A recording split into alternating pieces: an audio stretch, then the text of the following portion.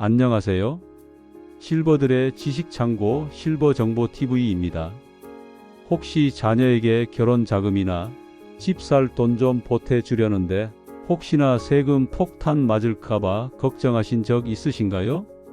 아니면 사랑스러운 손주에게 용돈 좀 넉넉하게 주고 싶은데 어떻게 줘야 할지 고민되셨죠? 오늘은 이런 걱정을 시원하게 해결해 드릴 아주 중요한 정보를 가져왔습니다. 바로 증여세 한 푼도 내지 않고 가족에게 재산을 물려주는 비법입니다. 오늘 영상 끝까지 보시면 자녀, 손주, 심지어 형제, 자매, 부부간에게도 현명하게 재산을 증여하는 방법을 확실하게 알게 되실 거예요. 딱 10분만 집중해 주세요. 먼저 증여세 폭탄을 맞은 한 분의 실제 사례를 들려드릴까 합니다. 김 여사님은 평생 열심히 일해서 모은 재산으로 아들 철수 가명을 위해 뭔가를 해주고 싶으셨어요.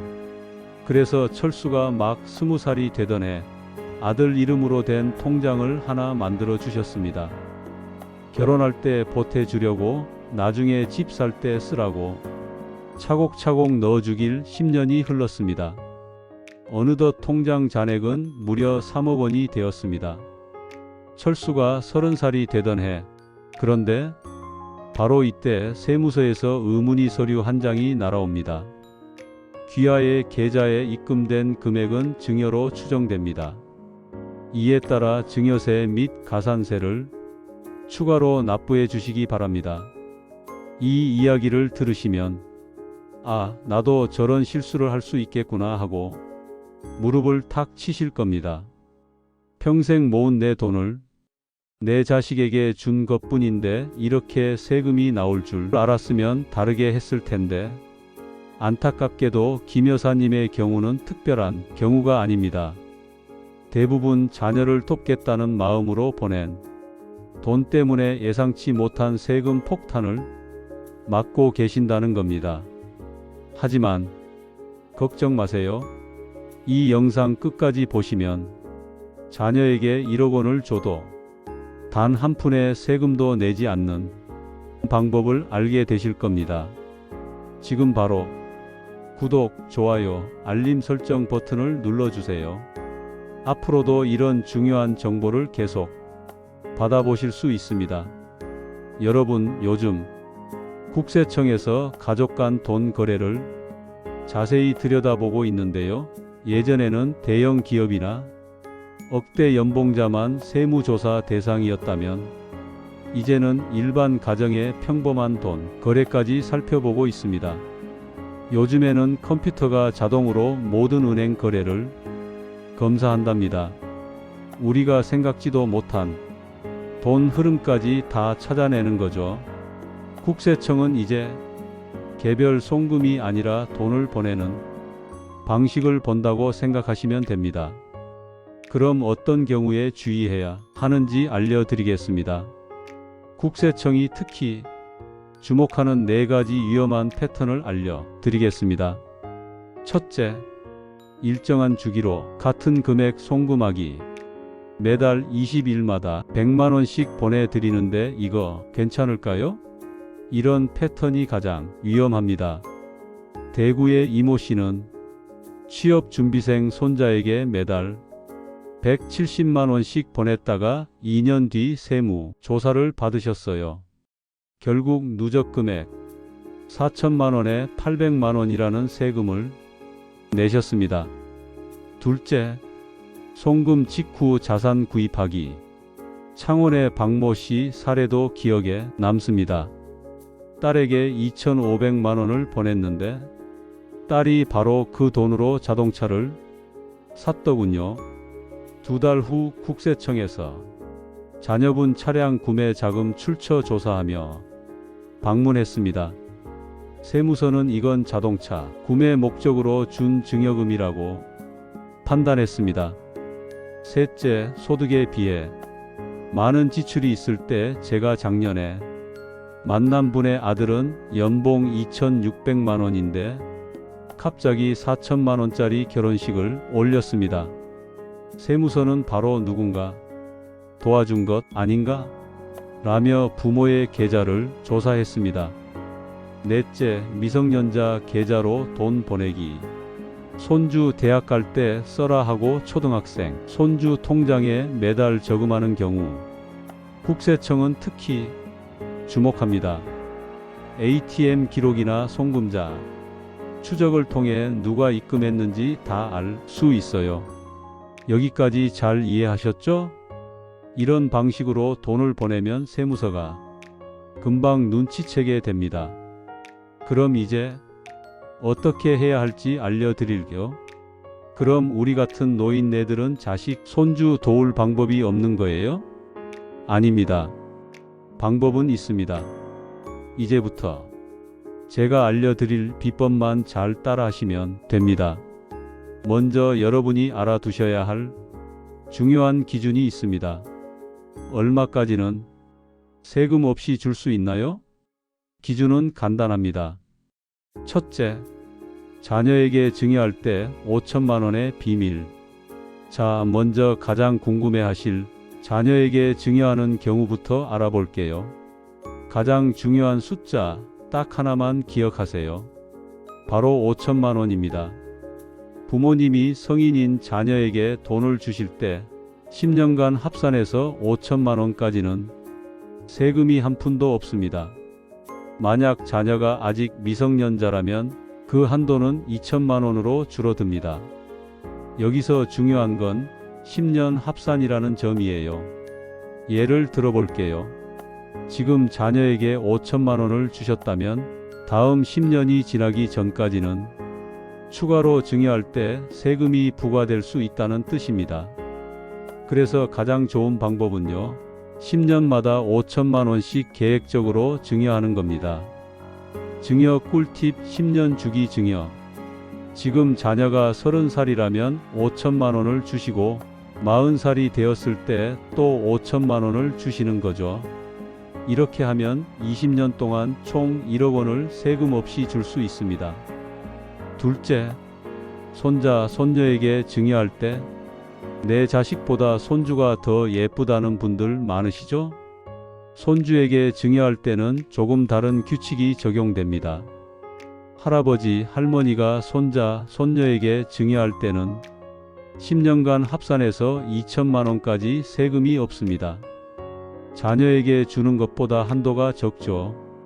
게다가 부모를 건너뛰고 손주에게 바로 증여하면 증여세 30%가 할증됩니다. 세금이 더 붙는다는 얘기예요. 아니, 그러면 손주한테 바로 주면 안 좋은 거 아닌가요? 라고 생각하실 수 있는데요. 이게 꼭 그렇지만은 않습니다. 오히려 이게 절세에 숨겨진 꿀팁이 될 수도 있어요. 왜냐하면 부모님께서 자녀에게 증여한 다음 그 자녀가 다시 손주에게 증여하면 두 번의 세금이 발생할 수 있거든요.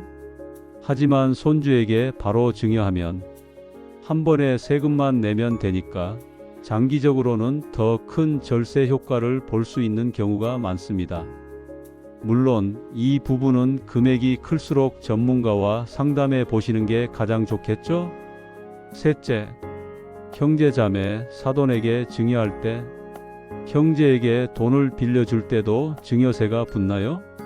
라는 질문도 많이 하십니다. 자녀, 손주 이외의 친척에게 증여할 때는 한도가 아주 낮습니다. 10년간 합산해서 단돈 1천만 원까지만 세금이 없습니다. 며느리나 사위에게도 마찬가지고요. 기타 친족 1천만 원. 중요한 점은 10년간 누적 금액이라는 겁니다.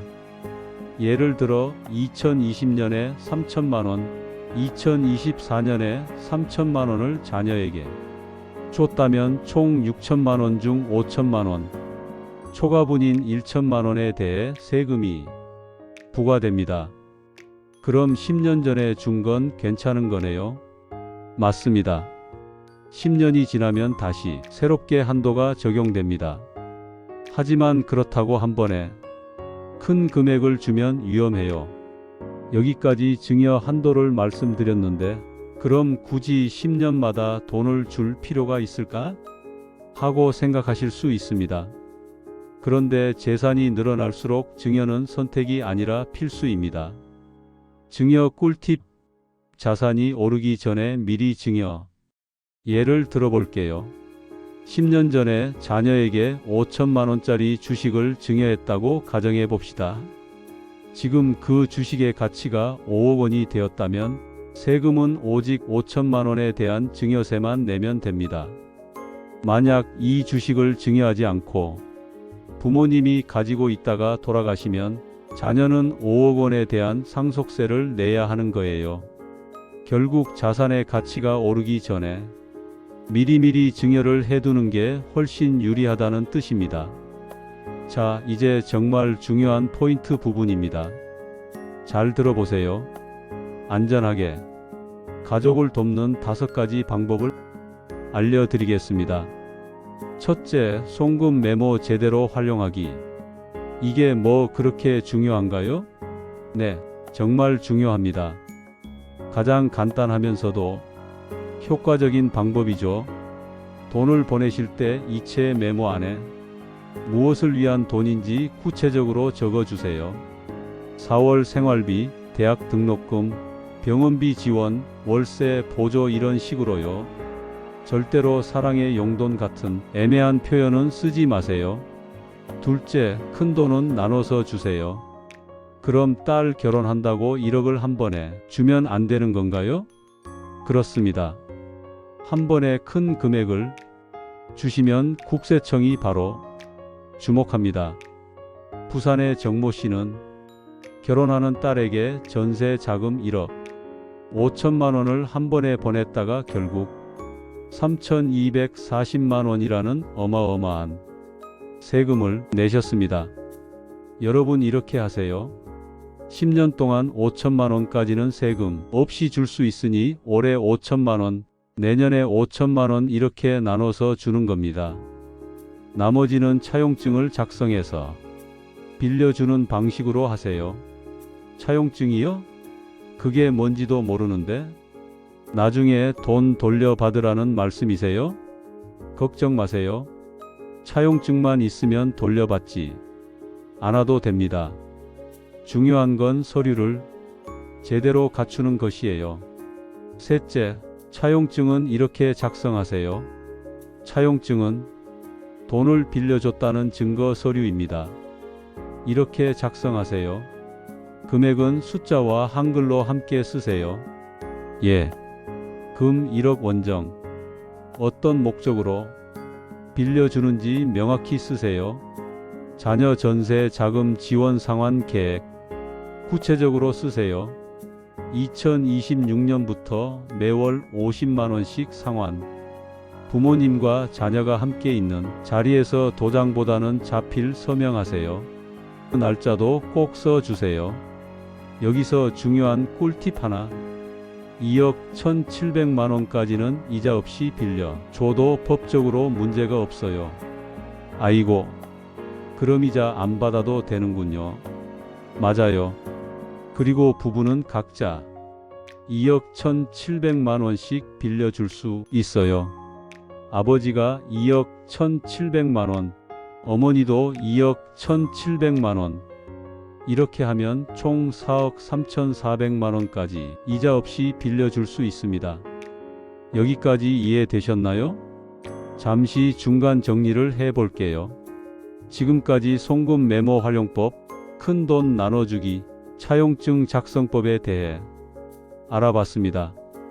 이제 나머지 2가지 방법도 알려드릴게요. 대신 원금은 조금씩이라도 상환해야 합니다. 월 50만 원씩만 갚아도 충분해요. 이체 메모에 원금 일부 상환이라고 꼭 적으세요. 그런데 우리 아들이 돈을 못 벌면 어떠해요? 매달 50만 원도 부담될 텐데 걱정 마세요. 그럴 땐 상환 계획 변경, 약정서를 작성하면 돼요. 사업 부진으로 상환 계획을 변경합니다. 향후 1년간은 월 10만 원만 상환하고 사업이 회복되면 원래 계획대로 상환하겠습니다 라고 써서 다시 서명하면 됩니다. 대전의 강모 씨는 아들 창업 자금으로 1억 원을 빌려주었어요. 처음엔 매월 이자와 원금을 잘 갚았지만 아들이 사업이 어려워졌어요. 아들한테 돈 독촉했다간 며느리랑 사이가 다 틀어질 텐데 걱정하여 지혜롭게 대처했습니다. 아들에게 한 달에 5만 원이라도 보내라고 했어요. 아들은 매달 조금씩이라도 송금했고 이체 메모에 3월 원금 일부라고 꼼꼼히 적었습니다. 또한 상환 계획 변경, 약정서도 작성했죠.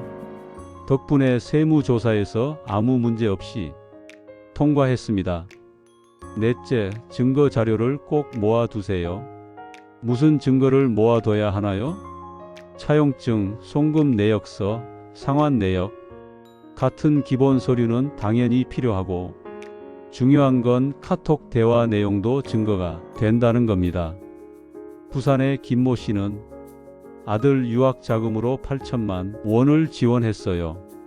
차용증을 작성했지만 2년 후 세무조사를 받았을 때 원본을 찾을 수 없었습니다. 김 씨를 구한 건 바로 카톡 대화였어요. 등록금하고 생활비로 8천만 원 빌려줄게. 2년 후부터 갚으면 돼 라는 메시지가 있었거든요. 이 증거 덕분에 김 씨는 증여세를 한 푼도 내지 않았습니다. 요즘은 카톡도 증거가 되는 세상이죠. 모든 기록이 중요합니다. 5년 동안은 꼭 보관하세요. 다섯째, 현금보다는 계좌 이체가 안전해요. 그냥 현금으로 주면 안 걸리지 않을까요? 아닙니다. 현금은 더 위험합니다. 요즘 국세청은 현금 거래를 더 철저히 감시해요. 하루에 1천만 원 이상 현금을 뽑으면 자동으로 국세청에 알려지고 999만 원씩 여러 번 뽑아도 쪼개서 뽑았다고 의심받아 신고됩니다. 수원의 장모 씨는 딸 전세금을 마련해 주려고 7일 동안 매일 900만 원씩 인출했다가 세무 조사를 받았어요. 결국 증여세를 내야 했죠. 그럼 어떻게 해야 하나요?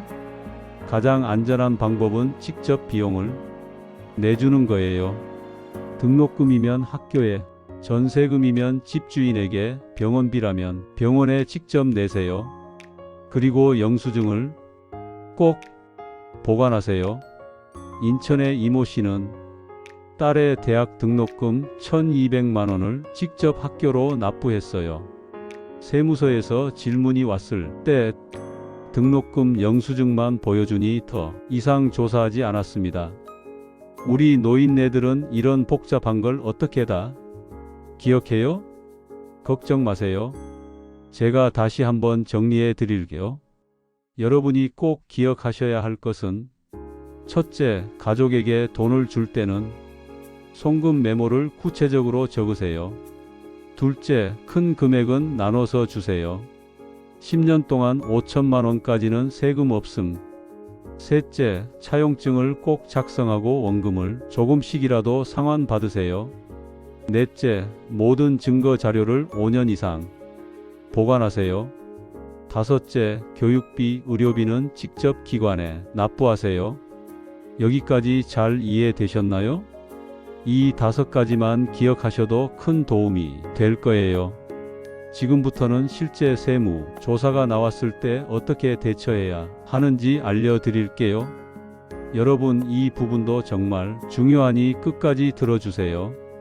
만약 세무조사 통지서가 날아왔다면 당황하지 마시고 이렇게 하세요. 첫째, 세무사에게 즉시 연락하세요. 비용이 들더라도 전문가의 도움을 받는 것이 좋습니다. 둘째, 모든 증거 자료를 정리하세요. 통장 거래 내역, 차용증, 카톡 대화, 영수증 등을 모두 모아서 세무사에게 보여주세요. 셋째, 솔직하게 대응하세요. 진짜 생활비나 교육비였다면 당당하게 주장하되 증거가 부족한 부분은 인정하는 게 나을 수 있습니다. 안산에 사시는 박모 씨는 손자에게 10년간 매달 200만 원씩 총 2억 4천만 원을 보내셨어요.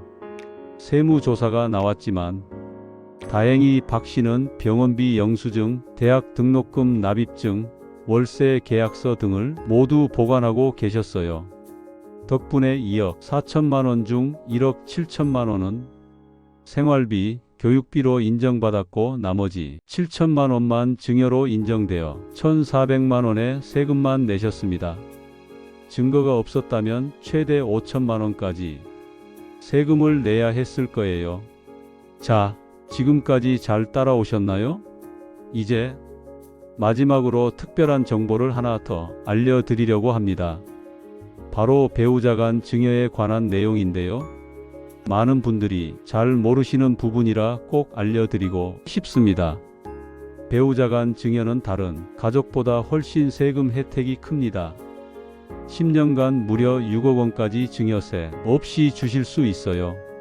자녀에게는 5천만 원, 손주에게는 2천만 원만 비과세인데 배우자에게는 6억 원까지 가능해요. 게다가 함께 사는 배우자끼리는 생활비로 주고받는 돈은 금액에 상관없이 증여세가 없습니다. 서울에 사시는 박모 씨의 사례를 말씀드리겠습니다. 박 씨는 본인 명의 아파트를 팔아서 5억 원을 아내 통장으로 보냈어요. 세무서에서 연락이 왔을 때 결혼 50년 동안 함께 모은 재산이고 아내가 관리하는 게 편해서 보냈다고 설명했더니 6억 원 이하라서 증여세를 한 푼도 내지 않았습니다. 그런데 여기서 중요한 점, 배우자에게 재산을 증여하면 나중에 상속 문제가 간단해질 수 있어요. 만약 남편이 먼저 돌아가시면 아내 명의 재산은 바로 아내의 것이 되니까요. 상속 과정이 간단해지고 상속세도 줄일 수 있는 방법입니다.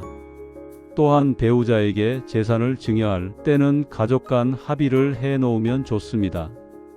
어떤 분들은 공증 유언장을 함께 작성해서 아내가 나중에 자녀들에게 어떻게 재산을 나눠줄지 미리 정해 놓기도 합니다. 대구의 김모 씨는 5억 원을 아내 명의로 바꾸면서 공증 유언장을 작성했어요.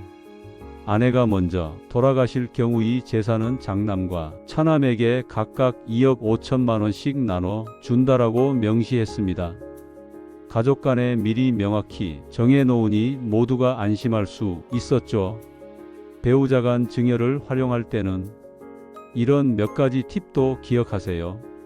첫째, 증여 계약서를 꼭 작성하세요. 증여인지 아닌지 명확히 해두는 게 중요합니다. 둘째, 증여세 신고는 증여받은 날부터 3개월 이내에 해야 합니다. 신고하지 않으면 가산세가 붙어요. 셋째, 배우자 증여 후 5년 안에 이혼하면 세금이 추진될 수 있으니 주의하세요. 넷째, 부동산을 배우자에게 증여할 때는 등기부등본 증여라고 명확히 기재하는 게 좋습니다. 이렇게 배우자 간 증여를 활용하면 가족 재산을 합법적으로 보호하고 세금도 아낄 수 있습니다. 자, 이제 거의 다 왔습니다. 지금까지 설명드린 내용 잘 이해되셨나요? 제가 지금까지 알려드린 방법들을 잘 기억하시고 활용하시면 어렵지 않게 세금 문제를 피하실 수 있어요. 여러분, 더 이상 우리는 가족이니까 괜찮겠지라는 생각은 버리셔야 합니다. 대신 오늘 배우신 방법대로만 하시면 세금 폭탄은 피하실 수 있습니다. 준비된 사람은 아무 문제 없이 통과하고 준비 안 된 사람은 몇 천만 원의 세금을 내게 됩니다. 우리 가족의 소중한 재산을 지키는 것은 결국 여러분의 준비에 달려 있습니다. 여러분, 오늘 들으신 팁 중 하나라도 실천하신다면 큰 세금 걱정 없이 자녀들을 도울 수 있을 거예요. 이 영상이 도움 되셨다면 구독, 좋아요 누르시는 것 잊지 마시고 세금 정보 잘 봤습니다 하고 댓글도 남겨주세요. 여러분의 댓글 하나하나가 채널을 시작하는 제게 큰 힘이 됩니다. 알림 설정까지 해 놓으시면 앞으로 꾸준히 올릴 정보들을 더욱 빠르게 보실 수 있습니다. 여러분의 노후를 지키는데 항상 도움을 드리겠습니다. 건강하고 행복한 시간 보내세요. 감사합니다.